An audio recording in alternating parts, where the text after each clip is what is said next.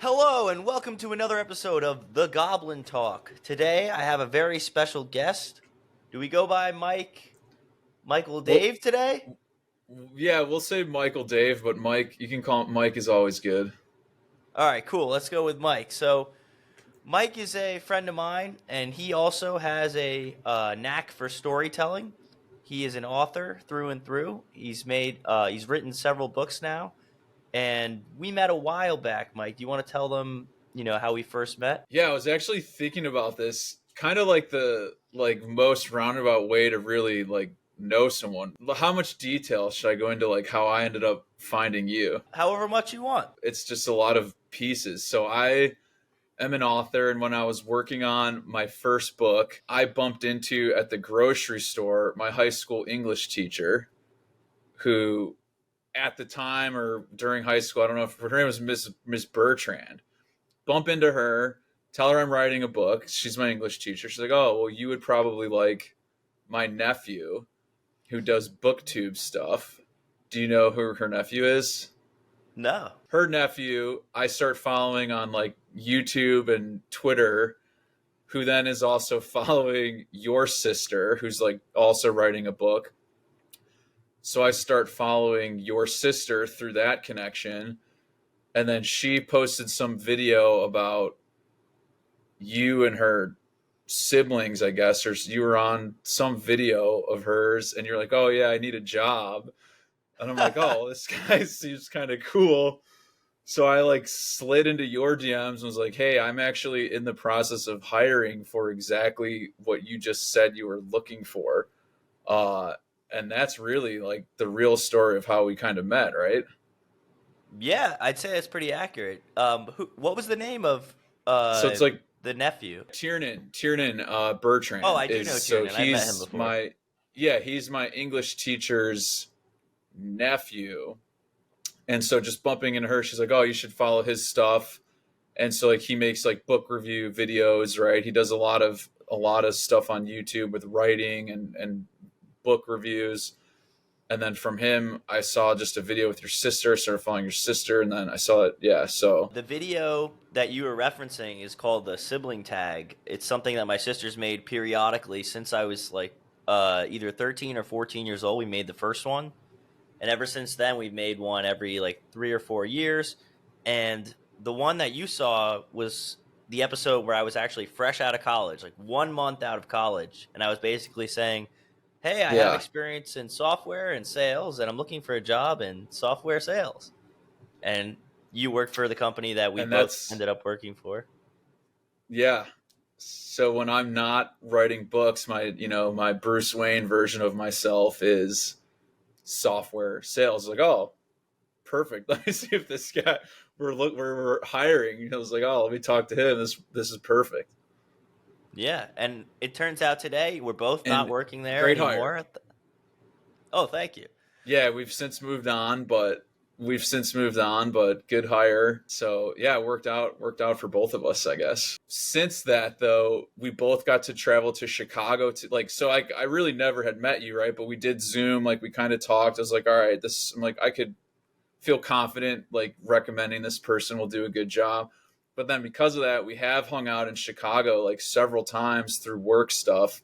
And then obviously we've both moved on since, but we still keep in touch, which is really cool. And I get first proofs of all your YouTube videos and whatnot. And I know I've sent you some good, some varying degrees of good ideas for skits. So it's cool that we've stayed in touch since then. I like it when you send me skit ideas because you kind of have the same mentality that I do, where if I find it funny, I'm going to make it no matter what and just throw it into the universe. It's not always funny. I've had some of my ideas, fall flat.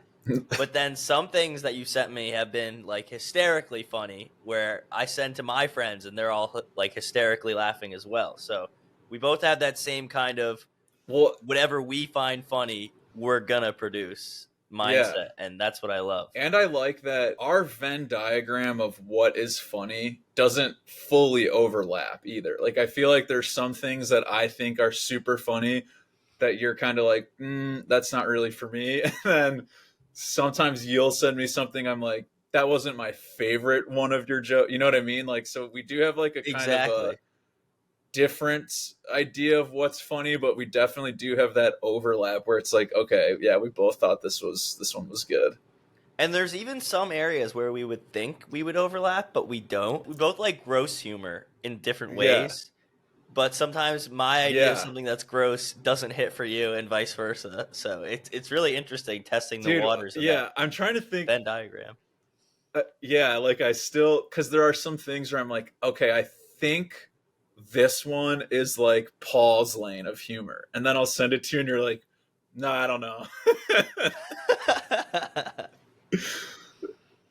Yeah. Dude, what was the funniest thing? I think the one that you did, that infomercial with the goblin with the sword, it was probably like a couple years old now, but just like this, where the guy and the goblin and the sword, that was like one of the The funniest Goblini things I've aging laughed like pill. so hard at. Just someone comes out of nowhere and just like stabs someone with a sword just completely out of nowhere. I laughed Yeah, the so hard. Goblini aging pill. I never The released that. I gotta release that. That's funny. Oh, can I talk about that on here? Is that like something that Yeah, I don't care. can is that I had private access, dude? I just thought that was so funny. What I find hilarious are two very like opposite ends of the spectrum of like my idea of funny. I like cerebral Larry David funny, but I also love just watching a guy on like a snowboard tumble down a hill. And both of I, them I can to me I can are give my equally example of hilarious. that right now. So I love movies Yeah. like Austin Powers, like The Nutty Professor, where it's like the silliest kind of fart humor, poop humor. And then I also like insanely dry humor where scenes last a couple minutes, like Moneyball. Moneyball to me, certain scenes are hysterically funny. Another good example is The Princess Bride. It's a little less subtle than Moneyball, but it's very quick-witted dialogue and it flows very well. Princess Bride book, I have it right here. Oh, that's Um, awesome. I'm not sure you necessarily laugh at the snowboarder falling down the ski hill as hard as I would, but then like there are some things where we both are like, yes, that is exactly what both of us think is hilarious. Yeah. The falling down stuff, I don't know. Maybe I'm just desensitized because my generation grew up watching those kinds of compilations, and after seeing them a million times, somebody falling, like, it really needs to be timed well. Like somebody needs to hit like a piece of metal that makes like a donk sound effect or something like that for me to pop.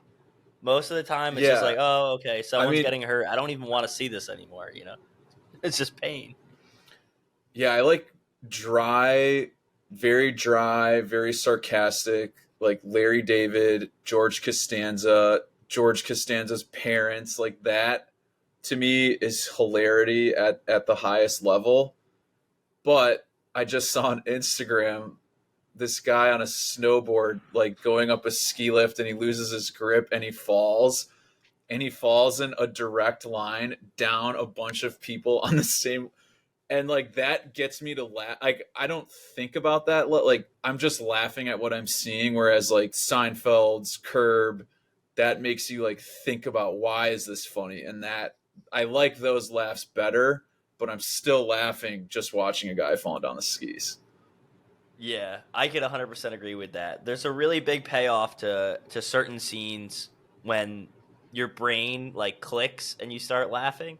Just recently, I was watching Star Trek. On the show, everyone always follows Captain Kirk's orders. They always immediately say, "Yes, Captain, yes, Captain." His most loyal crewman is Officer Spock. There's this one episode, they're on this planet where these flowers that shoot like jizz on you, and then you become like a hippie basically. Everything is, peace and love. You don't want to do any work. You just wander around like you're high all the time. Spock gets shot by the flower. Kirk is unaware of it, and he hits him on the communicator. Spock, come back to the ship. Spock just goes, "I don't think so." "You don't think so?" That moment just clicked in my head, and I started hysterically laughing, kind of like what you were saying earlier. You are the author of several books now.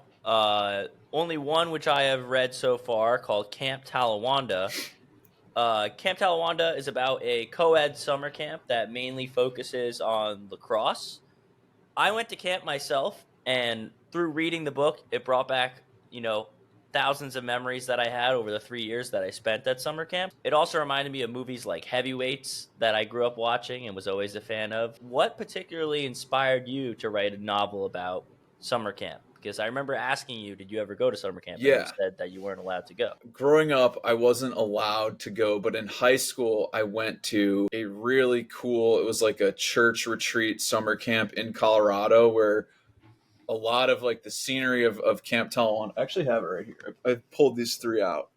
But a lot of the scenery in camps, even like the mountain you can see, I did kind of pull from my memories of being in the mountains in Colorado. But I wanted to write a book about summer camp just because I wanted to write like junior, like we were talking about comedy and stuff. I wanted to write a book that could just be funny without having like high stakes or, murder. There's nothing like that. It's just a good, funny book. I had the main characters. They're all like junior high year old kids. And I just put it at summer camp because that was like the easiest place for me to just be like, how can I keep like adults from ruining like the fun of the kids? It's like, oh, summer camp, there's no adults, it's perfect. So that's kind of how I thought of the setting idea. And then I just drew off of my memories I had from being in high school at a really cool, fun camp was kind of what I just set as the backdrop. But really I did just because I just didn't want there to be parents ruining the fun of the kids all the time. So like, camp is the easiest way to do that. And you still had the parents ruining the fun a lot of the time. The main character's parents were coming to camp and messing with him a lot. A spoiler alert for those who might be reading it still. There are some scenes with the parents still. And again, going back to like the Costanzas, like I kind of grew up in a similar environment with maybe what you consider helicopter parents, maybe.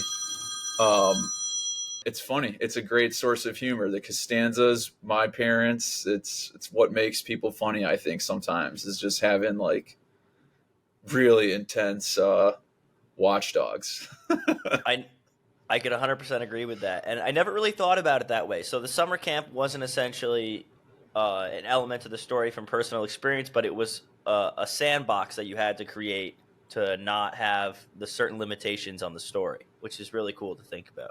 Exactly. Yeah, I never went to like lacrosse camp. I didn't do lacrosse camp, but I did play lacrosse. Yeah, still, love lacrosse. So I just I think that's it's a sandbox. Perfect analogy. Were any of the characters in the story inspired by, people in your life, or do any of them stand out? When I was reading it, Zach Taylor was always the one that stood out to me. He was kind of the bully, the older kid on the lacrosse team. He's the antagonist of the book. Yeah. So dude, and we could talk about this even just in a broader sense, but for Halloween, do more kids dress up as Luke Skywalker or Darth Vader? Probably Darth Vader. Yeah, and he's the villain though. So like, it really struck me that when you're creating a story, you have to like the villain, even though you hate the villain, right? Darth Vader's evil, but like you like the guy. So I had that in mind very much. So like the antagonist of that book is really kind of like the mixture of like two personalities of like some of my two closest friends kind of combined into one human. I like those two guys. Obviously they're like my best friends, but you can make the character kind of like a caricature of them. I'm basically just kind of making fun of two guys. Even though he's a jerk, you kind of do like the guy because he's such a jerk, if that makes sense. 100% it makes sense. Nick and I talk about the importance of a good villain all the time on the MMF podcast. I think we've talked about it before too. I love great villains. I play a villain in wrestling myself, so I know how important it is.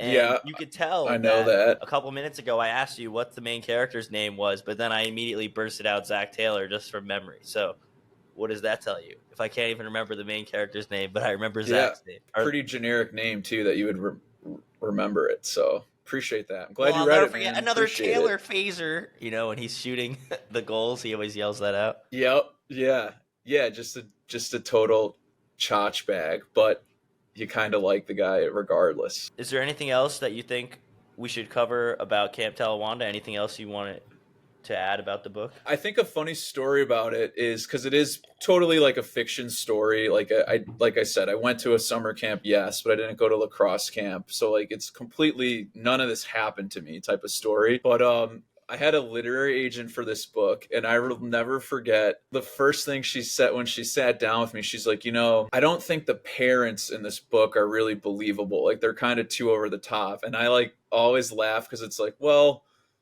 that's like the only part of the story that actually happened. It's like, so I always think that is funny, like going back to like the Costanzas and stuff. So that's like my favorite story about that book is like the one part that pretty much was kind of like a true story was the part that I was told was unbelievable.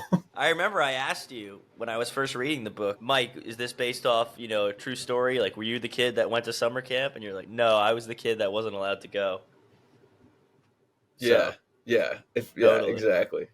But it's all good, and my parents both love the story and they think it's hilarious, and of course they think they're nothing like the two parents in the book, which is great. But yeah, You want to give elevator pitches so about read your it, other two so books? check it out. Yeah, I have two other ones. So Camp Talawanda was my first book, and then I did end up self-publishing Camp Talawanda along with my two other ones, Pine Lakes Academy News and Space Kid Warrior. What I think's pretty cool, crazy about both of these two stories, completely different, but I actually did write these two books like at the same time. Sometimes, some days I would feel like I wanted to write this book. Some days I'd feel like I wanted to write that book. And I probably wouldn't recommend that to people doing it that way. Sticking with the junior high theme for both of them, all my main characters are basically in eighth grade because, again, you don't have to deal with like no one's getting murdered, right? No one's having like crazy like affairs or anything like that. I don't, that's too heavy for me. Like, I just like jokes. So, eighth grade kid, bench warmer, and this one kind of incorporates lacrosse too. But a bench warmer on the lacrosse team gets called upon by an ancient alien civilization to go save their planet. Is kind of the tagline for this book. Space Kid Warrior. I really like the cover art for that one. Really cool story about the cover art for this book. So I was in the process of self-publishing this, but I kind of knew, like, while I was editing it and going through that process, I'm like, man, I'm really going to need a cover artist. Pine Lakes Academy News and Camp Talawanda were both done by the same guy, one of my high school friends, but he's more of like a graphics logo type of designer. Drawing people like this that's just not his skill set. So I was like, man, I'm gonna need a new artist for this book at some point. I have no idea how I'm gonna find that. Randomly, I was in an Uber and just the Uber driver started chatting me up, and he was like, I do cover art, I'm a comic book writer. And so he showed me his comic book. I bought his comic book, and I was like, you know what? I So that's how I found the cover artist for this. Is he's a That's an awesome local story. local comic book writer. Yeah, yeah, and I still keep in touch with him too. He's a really cool guy. His I've comic met book, several he's authors still through working on his Ubering comic too. book. That's so weird. I guess a lot of authors out there are Uber drivers. I forget what we were talking about that it came up even, but I mean, maybe I brought up my book or he started talking about his, but yeah, it is always cool, man. Creative people are usually doing something else on the side until they're super inaccessible. Pine Lakes Academy News is about two eighth grade buddies. They're the morning newscasters at their school, and they think that they can kind of like rig the student council election. So, in the process of thinking that they're going to rig the student council election, they actually discover a bigger conspiracy. So then it's about their story and kind of like breaking that bigger conspiracy that they kind of stumbled upon. You know what? Of all three of those books, I actually think that Pine Lakes Academy News has the most jokes packed into it. Like dry, sarcastic humor. I think it's the funniest of all three. The other two have, stronger like hero's journey type of stories, whereas this one's more of a mystery sort of, but really just like funnier in my opinion. I remember when I was in middle school, we had a news channel, and every morning it would play before school started. We would either film it live or record it. Remember the Harlem Shake? Yes. Yeah. was an internet trend. That was probably my favorite moment of doing the show. When the Harlem Shake was relevant, we convinced our teacher to let us do it on the air. They did the news, they talked about the stupid lunch special and everything. And then the music started playing, and I ran it with a plant and a bicycle helmet on, and I jumped on the desk and started shaking the plant and going like crazy with my face. Everyone came up to me in gym and they're like, "What the hell were you doing on the news?" I was on the team, but I wasn't talent. That's what they refer to the actors as, or the broadcasters. I was just a Oh, camera. but I mean, you did cameras and stuff. Like you were Yeah, on the, yeah, that's what I'm talking about. Yeah, that's what I'm saying. Yeah, so you'll probably really like that one then if you were involved because there's a lot of editing. The one guy is the news anchor. His best friend is kind of like the producer director, and then the producer director's girlfriend is the editor. And so really, it's like the three of them kind of working as a team, and they discover a deeper conspiracy. that's awesome. I'm definitely going to read it. Last story about the news thing I just want to share real quick with you. Our video production teacher, we had an assignment to make a video about superpowers. It was basically explaining, who you are, what your power is, and then use some kind of special effects to create the power. We had like iMovie or whatever. And my friend Akshay and my friend Peter and I made a ridiculous video where I was an evil chicken. My friend Akshay was Dr. Evil and he was shooting me with lightning and everything. We got an F on the video. But our teacher thought it was so funny that we were the only one in the class that got to be on the news. There was no explanation why, but one morning she showed the whole video in full on the morning news, and the entire school saw it. But for some reason, we were the only ones in the class that got an F. Yeah, so she gave you an F, but also like aired it to the whole school. Yes, doesn't that sound a little fishy? Yeah, so clearly she liked it, but did you just not follow the assignment or something? I mean, that's yeah, you'd think that's pretty If you weird. saw You'd the think video, that she you would would say, like "Yeah, you guys probably didn't follow the assignment." But ours was the only one she showed on the news, so she must have liked it enough. We should have at least got a C, I would say. An F is a little harsh. yeah, you get a C for that. Or even just like a D, you can't fail someone if you're going to broadcast it. Can't do That's what that. I'm saying. When I have Yeah, Akshay on the it's show ridiculous. eventually, he's my co-owner. He's the co-owner of Minutemen Films. We're gonna go into the story in more detail, but I just wanted to tell you a little like summary of it. It's funny too because I don't know if it's just a thing with like creative people, but like I have so many like stories like that of a teacher where it's kind of like you're a kid, but you're like junior high, you start challenging authority a little bit. I definitely have that theme in my books is like seventh or eighth grader kind of giving like the eye to like, what do you, I don't agree with this, because that's right when you're at the age where you start sort of realizing like, yeah, I think you're wrong. I think you're an idiot. Exactly. As a student, I followed a very strict, code of honor and respect and everything. The only time I ever argue with a teacher is if I felt I was actually unjust, like if something was actually not right, then I would unload and start really arguing with the teacher. And there were moments where I got thrown out of class and everything, but I never argued with a teacher unless I felt like I was actually wrong. I remember I had this one teacher, everyone in the class, she would go up to and she would immediately say, "You did your homework, you did your homework, you did your homework." But to me, she would stop and scan everything on my paper. And if there was one spelling mistake or grammar mistake, she would mark it incomplete. She'd go, "Yo, you messed up. You don't know the difference between a comma and a period, blah, blah." And she would try to publicly embarrass me in front of the class. I'll never forget that. And I laid into her at the end of Yeah, and school. like as two adults now, we could look back at that teacher who's probably, like the age that we are now and be like, why, that's so stupid. Why would you even do that to a kid like that? That doesn't help anybody. If an adult told me like that they did that to a kid, I would just be like, that's stupid. Why would you do that?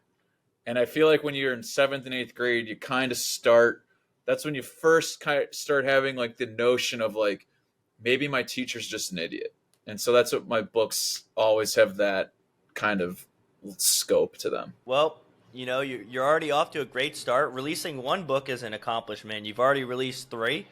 I'm assuming there's a fourth one on the way. Yeah, there's a couple. I have two finished books sitting on my desk right now. I'm trying to find an agent because these are all self-published. I would really like to get that traditional publisher. Got to get a literary agent. Kind of step one is that seems to be the hardest part for me. So I've been querying my books right now. So they're finished, they're done, sitting on my desk, trying to find an agent, but I am also working on another new one as well. So I'm backed up in the queue here. But just got to keep churning them out is kind of the mentality, right? I mean, keep Definitely. going, keep plugging away. Have you ever seen the movie Hot Rod? Yes, that's one of my favorite movies of all time. So one of my coworkers just sent me this article that like apparently the movie is all of a sudden becoming super popular again. Like I guess it's like a TikTok trend or I don't know what. Someone's forwarded me this article. So what I always think about with my books is like once you have them out there, eventually they can take off. You just have to get them out there and then just You sit can on a see that even shelf with like and Instagram then reels. I still have views coming in from videos years ago, that views and likes. So really that's pretty when cool. when something's Just out going through there, the algo. Yeah. exactly.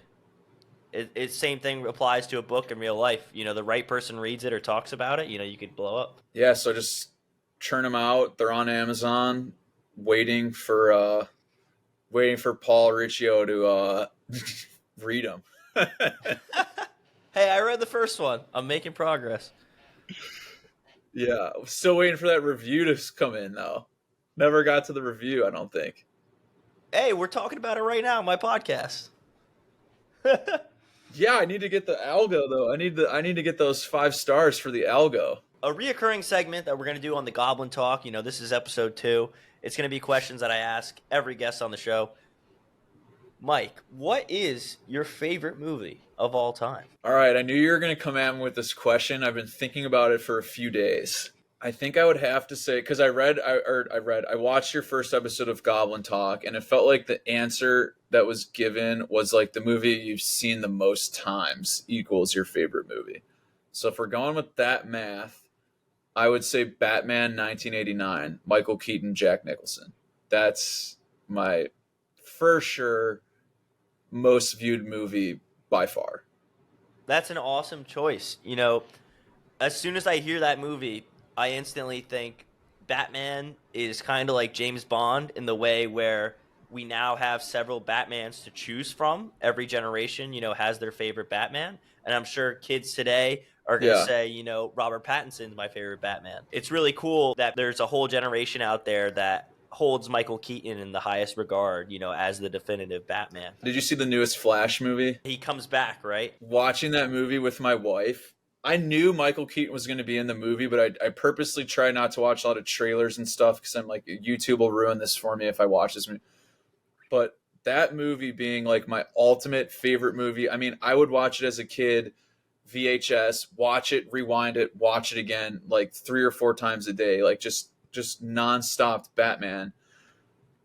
And then to like be sitting there as such like that movie was such a huge part of my childhood and like loving that movie so much and seeing like the original Wayne Manor and the Flash and just like little tiny little things, the old Batmobile, like the OG Batcave, like all that stuff, man. It was so cool for me to watch the Flash. Didn't even really like love the movie, but like loved the Batman part of the Flash so much. I'm sure a lot of people my age, when they ask, what's your favorite Batman movie, they would all say Dark Knight. We had Heath Ledger as a Joker, and that movie was Yeah. groundbreaking. Everyone in the world was talking about it for a good couple of years. Everyone had the poster on their wall of the Joker. It was a very hot selling item, I'm sure, at Hot Topics and stuff like that. What you're saying about the whole nostalgia thing and seeing the Batcave, that means that the creative department succeeded with their goal. Their goal was to get older, audiences, not old, you're not old, but, an older demographic into the movie because their childhood Batman is going to return to the movie screen. And it succeeded in some Yeah. ways where they got a lot of you to come. I don't know how profitable the movie was, but I think, like as you said, storytelling wise, it's very hard to make it actually work. And I think a lot of times it feels forced to bring back an old character.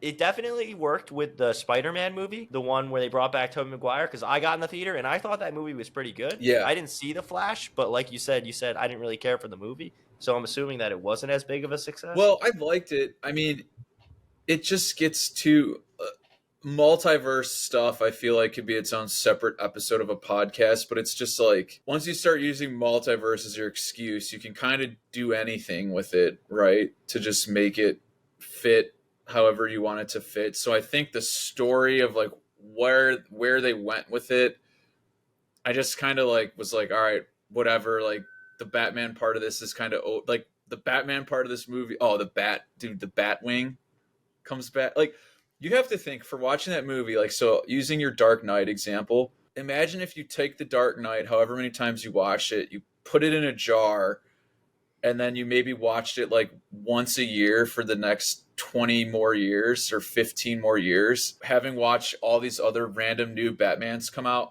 never quite being as good as that original one that you like the most, and then seeing just like small pieces of like the Batmobile, the Tumbler, in like, you know, like in 30 years from now in a new, like it was just so cool I to don't have to watch, like the imagine it, Mike, Batwing, man, when the Batwing, it was so because cool. seeing Yeah, but Tobey I'm just saying, Maguire on the like the way screen, that it made me feel. I know exactly Toby how you Maguire felt. did that for you? Seeing Tobey Maguire on Okay. the screen, Okay. seeing Willem Dafoe on the big screen with the glider, you know, and the Green Goblin armor. They get rid of it really quickly, but just seeing him, that image on the screen again, brought back so many memories for me. And that's my favorite Spider-Man movie, the original Spider-Man with Tobey Maguire with the Green Goblin. Having him come With back and, the you know, MTV's be Best Kiss. M- yes, exactly. But MTV's Best Kiss. Yeah. being just as scary as he was when I was a kid, when he bursted through the window. I used to be afraid to sleep next to the big window in my bedroom because I always thought the Green Goblin would burst through. So seeing him on the screen again and, you know, being scary to the new generation.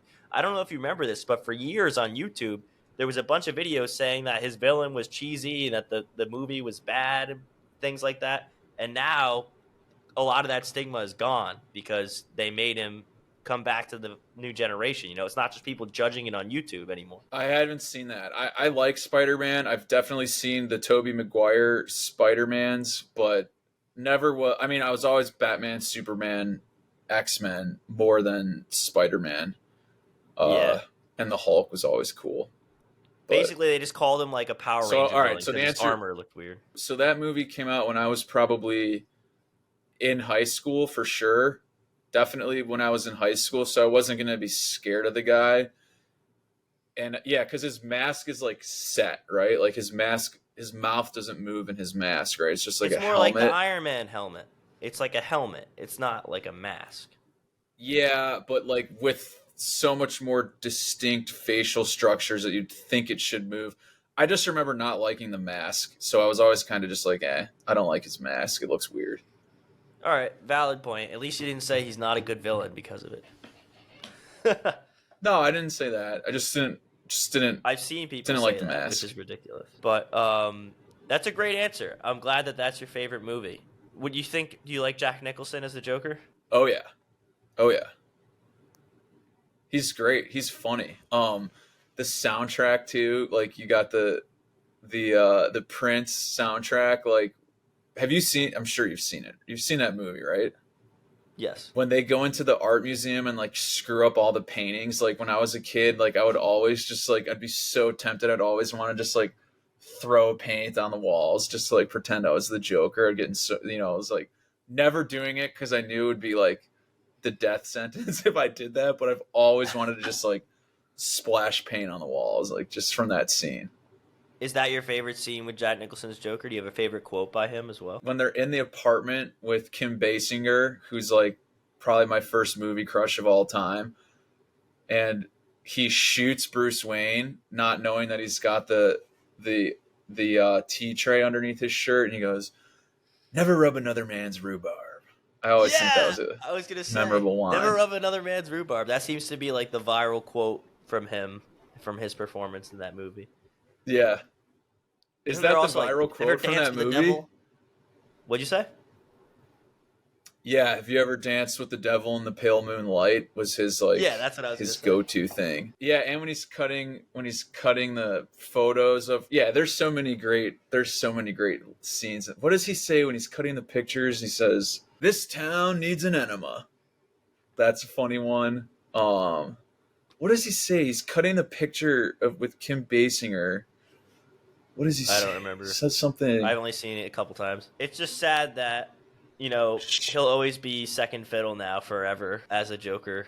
You know, Well, I people think always say Heath Ledger. they're two totally different characters though. Like they're just so like Jack Nicholson as the Joker is kind of funny, kind of, you know, like his face is smiling. Like he is smiling. Whereas like Heath Ledger's face is cut into that smile, so it's just like right from there, like knowing that the one guy's like actually walking around with an actual grin and the other guy has his mouth sliced open. It's like, well, that's not very happy. So I just think the vibe of them is just, they're just so different.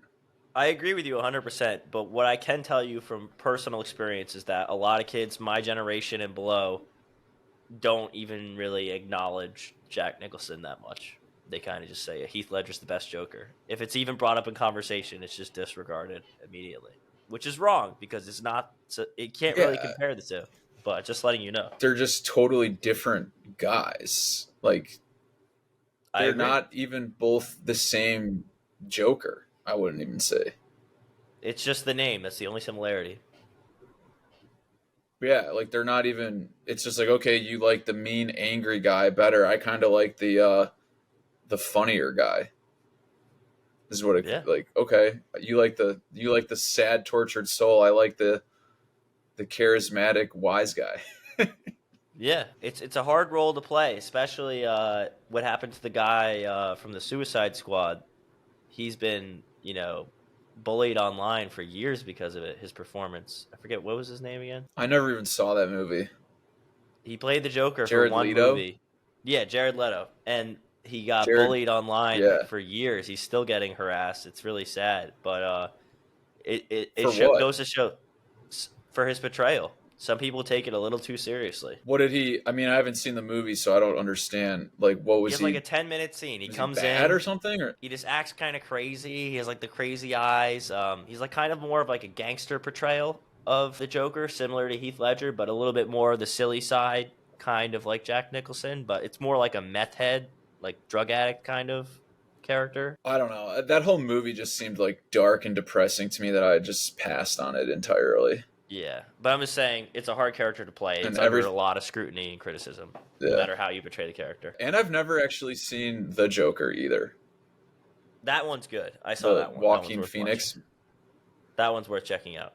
Yeah. It's completely different than all the other ones. It didn't seem like there was enough joke. Is that do you think that's nuts that I haven't seen that movie? No, Like no, I feel like everyone saw that movie when it came out and I was like it looks sad. I don't want to see a sad movie. it's definitely more of a serious role, but there's still like some dark humor moments that I think you'd really appreciate. Like there's still a lot of funny stuff in I'll put it on the bottom of the queue, see if I ever get around to it. It's it. just yeah. I don't like dark Asshole. sad. Dude, I like jokes at I'll all put it on the times. bottom of I my like queue. I've jokes never at heard anybody say that before. I don't know, man. I don't like going into something knowing like, hey, when this is over, you're gonna feel worse than you do right now. Like I just don't like putting I don't myself in think that it's like position. that. I think it's just a good movie. It's just like it's like a dark upbringing Mm, for a character. But that's how the Joker should be. We can move fair on. enough. So that conversation kind of went all over the place, but favorite movie, great choice.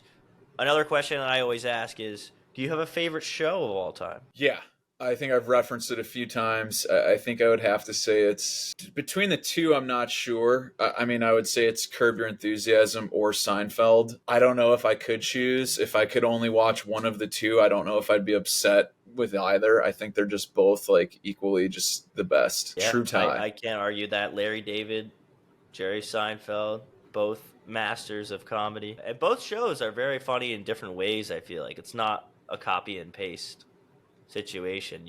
To me, sometimes Seinfeld has more zany plots, whereas like Curb Your Enthusiasm has more outrageous behavior, but more grounded in reality scenarios. Option one and option A for me, either one. I would definitely say the way you just described it is pretty accurate. Seinfeld, they could have a whole episode where they're basically talking about nothing, and I feel like a real person's conversation wouldn't go on for that long. It's kind of exasperated, but that's what makes it so funny. Whereas Curb Your Enthusiasm, it's more about, like you said, like the behavior of a situation, and the plot can be more, realistic to actually occur, but it's just exaggerated with the characters. Does that make sense? Like the way they react to certain situations? Yeah, yeah, 100%. Dude, I actually have the Seinfeld scripts I read here. Um, Seinfeld problems are kind of just one step removed from like, is that really like Elaine is trying to get rid of muffin tops, right? Like, where should I get rid of these muffin tops? Like, who's going to take the muffin tops? That's kind of a little bit more slapsticky of a problem. Whereas like Larry David's like, well, I'm going to open up a coffee shop because I don't like the guy next door to me. Where it's like that's a little bit more rooted in like you can relate to like opening up a business. Like his problems come from I don't know, man. That season is kind of zany. I would say the early episodes of Curb are more grounded in like real life kind of things, and Seinfeld was always a little bit more zany.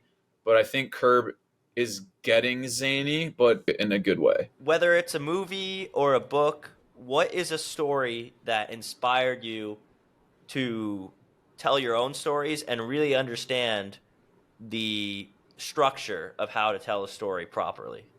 What's a go-to Okay. example for that? I would say when I was reading This Side of Paradise by F. Scott Fitzgerald, which wasn't really that good, and I'm not suggesting that anyone should read it, but I was reading that book and it like hit me like a light bulb of like most of this probably just happened to this guy and he turned it into a fictional story. And I feel like when that light bulb went off, it's when I realized like, okay, I can write a story about my life and it's okay to like take some things that are true and just make it into a book. And so I remember vividly reading that book and just like not really being that interested in it. And it was like, I was like, wait a second, like this probably did happen to him exactly like this. And he just wrote it into a fictionalized version. And you can do that too. And so that for me was definitely a big light bulb moment to just write stories. And it's okay to use some things that are true or kind of sort of maybe true from your own life. Is there anything that you're currently, working on? I know you mentioned the books earlier, or is there anything that, you want to plug for the future that you're going to release, or anywhere you would want to tell the audience that they could follow you? I mean, Amazon is where my books are. So author Michael Dave is where you can find my books. I do have Instagram, as you know. I really am not as active on that as I once was. So I don't know if, I mean, my Instagram page is at Real Mike Dave, but I'm not sure if the audience is going to find a ton of interaction from me there. I mean, if you want to consume my jokes, you really got to get the books, I would say. If you're looking to laugh, I'm not going to have tons of fresh, hilarious stuff on my Instagram feed. All right. Well, I think that's just about everything. I just want to say thanks for coming on the show, Mike. It's been a pleasure having you. Yeah, thanks for having me, Paul. Anytime, and looking forward to watching more episodes. Thank you. No problem.